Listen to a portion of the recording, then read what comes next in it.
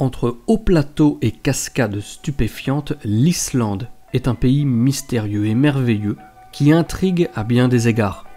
Entre réalité et fiction, ces décors font vaciller l'existence de ceux qui s'y aventurent. Alors aujourd'hui, nous allons voir en quoi et surtout pourquoi l'Islande est le plus bel endroit sur Terre.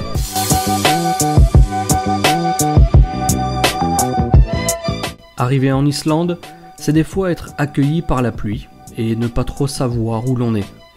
Quel est donc ce pays si étrange où même la végétation se fait rare? Il est certain qu'avec seulement 340 000 habitants pour 100 000 km², il arrive de passer des heures sans croiser âme qui vive. Par contre, celle qui est pleine de vie, c'est notre bonne vieille terre, dont les caprices et les excentricités naturelles s'expriment ici mieux qu'ailleurs.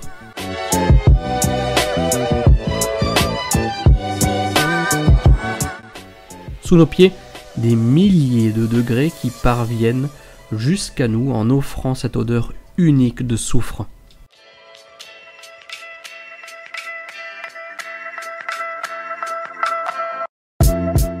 Nous n'avons décidément pas l'impression d'être sur Terre, sauf quand nous découvrons les premières cascades, comme celle de Gullfoss, haute de 32 mètres et large de 70, coincée au cœur du fameux triangle d'or. Aujourd'hui, la cascade est protégée en tant que réserve naturelle, mais au début du XXe siècle, ces chutes ont failli être vendues à des investisseurs désireux de l'utiliser pour y construire une centrale hydroélectrique. Selon la légende locale, Sigridur Thomasdottir, la fille d'un des anciens propriétaires de la cascade, aurait tellement aimé cette dernière qu'elle a menacé de s'y jeter si les plans hydroélectriques se concrétisaient. Autre réserve naturelle, celle de Þórsmörk, au sud du pays, au bout d'une route interdite aux véhicules non tout-terrain, et quand bien même, certains véhicules doivent être équipés de pneus et châssis surélevés afin de passer certains, non plus des passages de gué, mais de vraies rivières aux fonds imprévisibles et impardonnables.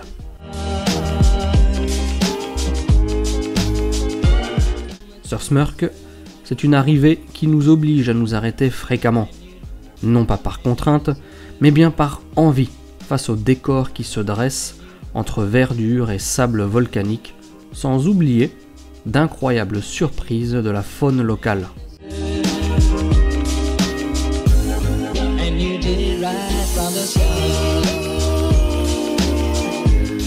Dans le parc naturel de Þórsmörk, on retrouve un endroit que j'affectionne tout particulièrement. Un canyon au nom imprononçable, Stakholtskia. Stakholtskia, ce sont 2 km de marche nichés au cœur de parois hautes de 100 mètres.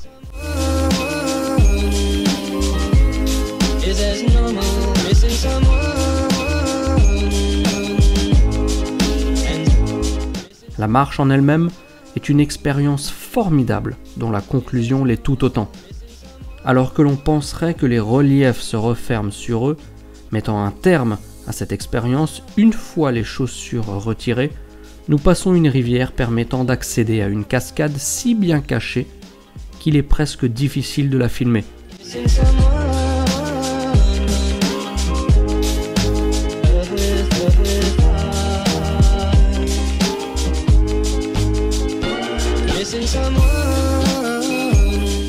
Un moment si beau qu'il en donne les larmes aux yeux.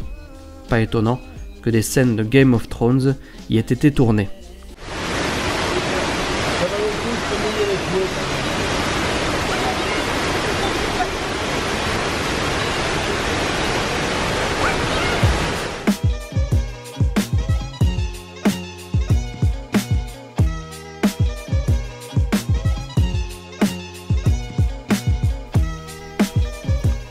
Après tant d'émotions, nous continuons notre chemin à travers les collines et sentiers moins escarpés du parc naturel où nous contemplons la vallée ainsi que les lupins islandais, ces petites fleurs locales, de quoi reprendre nos esprits avant d'entamer un peu plus de route.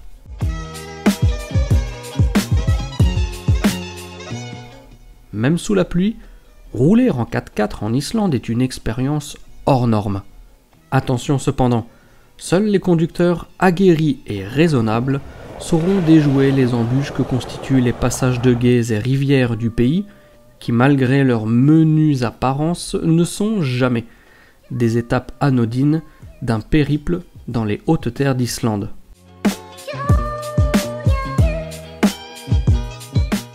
Il suffit de voir la taille des roues des transports en public pour le comprendre, mais jamais votre serviteur ne prendra le moindre risque inconsidéré.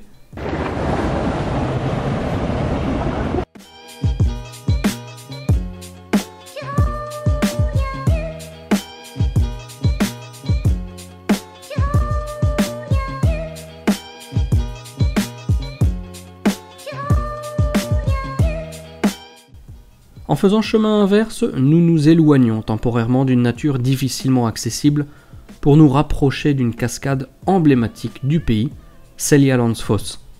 Pour les amoureux de nature qui seraient frileux face à l'aventure en 4x4 sur des pistes parfois hasardeuses, Seljalandsfoss est directement accessible depuis la route 1, de laquelle nous pouvons apercevoir à des kilomètres de distance ses 60 mètres de chute verticale.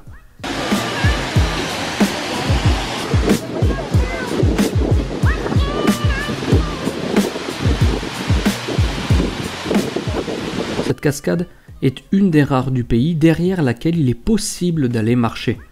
Il faudra cependant se couvrir et protéger son matériel car les embruns sont extrêmement puissants. Un spectacle à ne pas manquer.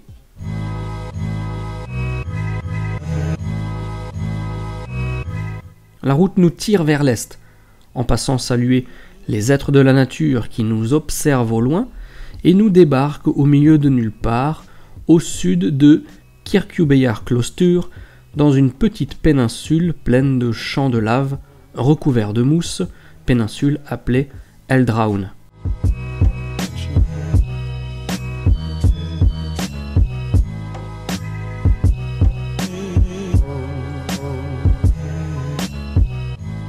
Pour comprendre véritablement ce qu'est l'Islande en été, croyez-le ou non, mais ces images ont été tournées entre 22 et 23 heures, alors que le soleil de minuit descendait timidement à l'horizon.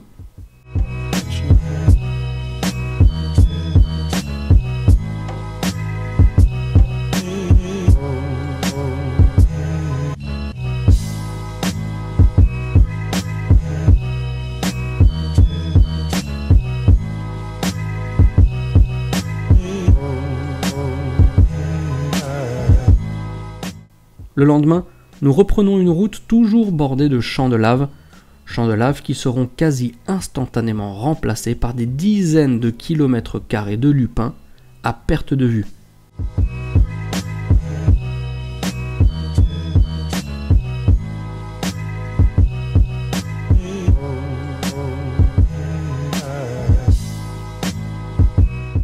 Ici, comme à d'autres endroits du pays, le lupin est planté en masse afin de stabiliser le sol encore meuble de par sa riche et récente histoire géologique. Ce dont on ne se lasse pas en Islande, c'est l'enchaînement anarchique de verdure, de sable volcanique et de relief. Dès lors que ces derniers sont accessibles, il ne faut surtout pas se priver et tenter d'aller voir les vues et les panoramas qu'ils offrent. Et comme vous pouvez le constater sur ces images, de manière générale, tant que l'on est à proximité de la route 1, les chemins et opportunités peuvent convenir à toutes et tous, de 7 à 77 ans et même au-delà de la tranche d'âge si chère à Ravensburger.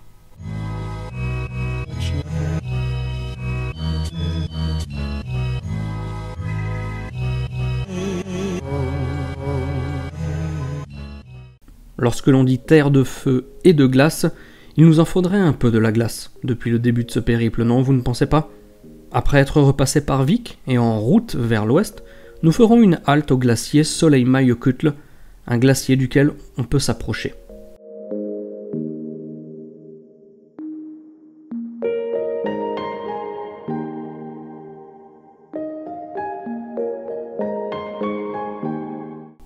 Certains pourront partir en expédition sur ce dernier, mais pour les plannings chargés ou les âmes moins aventureuses, une approche pourra contenter les envies de glaçons, d'autant qu'il ne faut qu'un petit quart d'heure de marche depuis notre point de stationnement pour arriver au pied du géant glacé, une légère balade pleine de contrastes.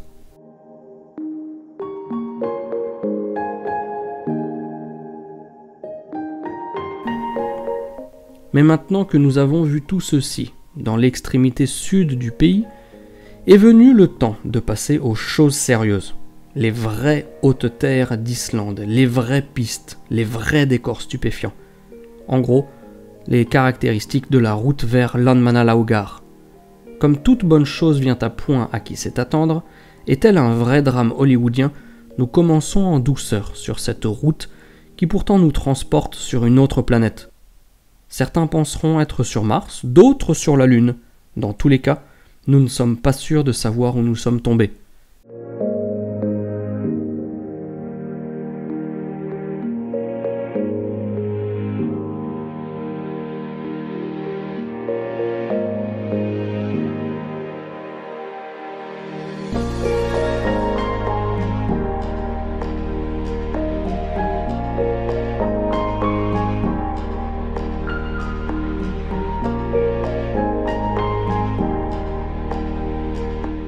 Et c'est après 30 minutes d'interrogation que les premiers changements de décor s'opèrent, sans pour autant être capables de nous convaincre vraiment d'être sur Terre, tellement tout semble irréel. « Attends, t'as rien vu encore » murmure une petite voix dans un coin de ma tête. Et en effet, cette petite voix avait bien raison, jugez plutôt.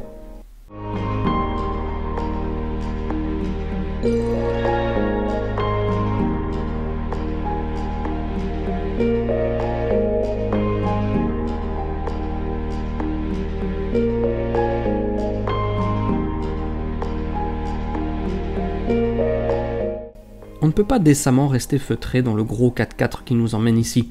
Il faut sortir et marcher. Marcher encore pour aller voir tout ça de plus près. C'est ainsi que nous entamons une des découvertes les plus uniques de ce que Mère Nature a été capable de produire en un peu plus de 4 milliards d'années. Landmannalaugar est une des raisons pour lesquelles l'Islande doit se vivre. On peut montrer, on peut en parler, mais notre cerveau n'étant capable d'imaginer que des choses avec lesquelles il a déjà créé un lien, l'unicité de cette région est si improbable qu'elle retourne les cerveaux et oblige à nous pincer pour comprendre que ce n'est pas un rêve ni un décor factice.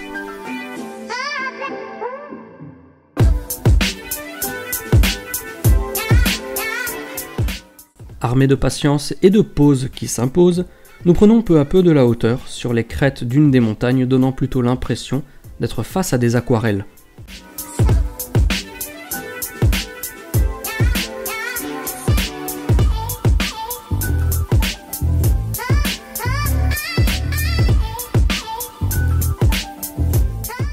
Où que nous donnions de la tête, le spectacle est sans pareil, et nous nous gargarisons d'une impatience grandissante afin d'avaler les 300 mètres de dénivelé, parfois raides, qui nous séparent du sommet et sa vue imprenable, que vous découvrirez dans la prochaine vidéo consacrée à l'Islande et qui arrivera très vite sur la chaîne.